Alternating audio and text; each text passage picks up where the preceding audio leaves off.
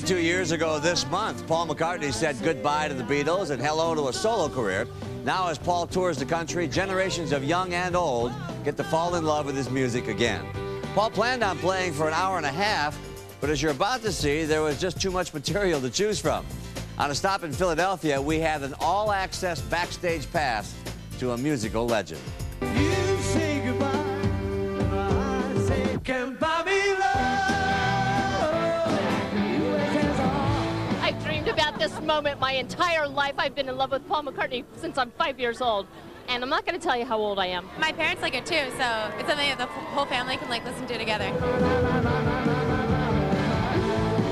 When you look out at the sea of faces in this tour, what do you see from up on stage? You will get kind of older people who are my generation, and then you get their kids, and now you're getting their kids' kids.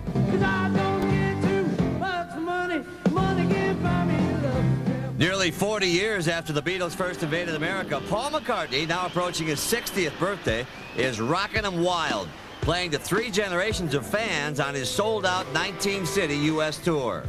There's quite a lot of young girls in the audience, which is quite embarrassing. Why? Well, I'm spoken for, Pat. But they can still scream and carry on. I know, but I can't. That's the difference. This is the difference. You know what? You're right. I'm going, you can't. No, I don't know what you're talking about. Me? No, no. His fiancée, Heather Mills, sits in the audience at his shows.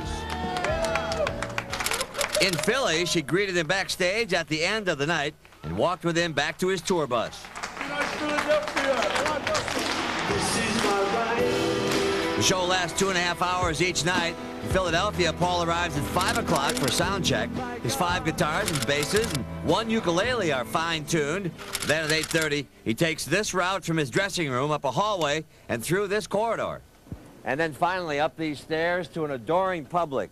Paul McCartney has done this before, but this time, it's a little different.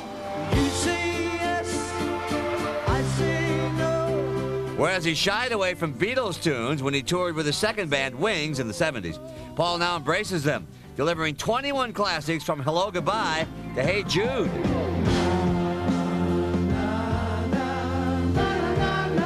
This is a lot of Beatles songs. It is, yeah. I mean, the thing is, I'm looking at my whole career and thinking, what would I like to hear them play if I went to the show?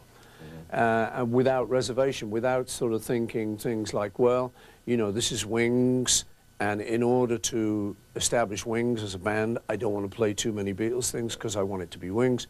Now, that doesn't really matter. 21 songs. What would have been 22? We were considering Penny Lane, and that was kind of sounding good in rehearsal, but we just didn't have time. Isn't it amazing how those songs can take on different meanings for different generations, for different moments? I see it happening every night. I mean, there's even like a little song like Jet. Jet! You think, oh, Jet, Jet, just a little rocker. But at the second line, it is Jet, they're funny faces. That time you told them that you were going to be marrying soon. And here's me, I'm going to be marrying soon. So there's all these little, ooh, I hear myself saying these words that are true. What day is that wedding date? It's, I'd like to announce it exclusively on this program, but I can't. Now, at an age when many are retired or thinking about it, Paul pushes ahead. 5 decades after the Beatle invasion, and just 4 years from actually living out that Beatle ditty, When I'm 64. Did you ever imagine that you'd still be doing this near No. age 60? I mean, seriously. No, we said in interviews around about that time, shortly before that time, that, we could see it lasting 10 years. And Ringo by then was saying, yeah, it'll last 10 years and I'll get a string of hairdressing salons. Will you tour again? Another CD, a play, Vegas? Like I say, I never think Broadway? about it. I never think about it. I really don't. Only time I'll think about it is when I really think I shouldn't be doing this. I'm really not enjoying it. But like I say, I'm very blessed. That has never happened yet.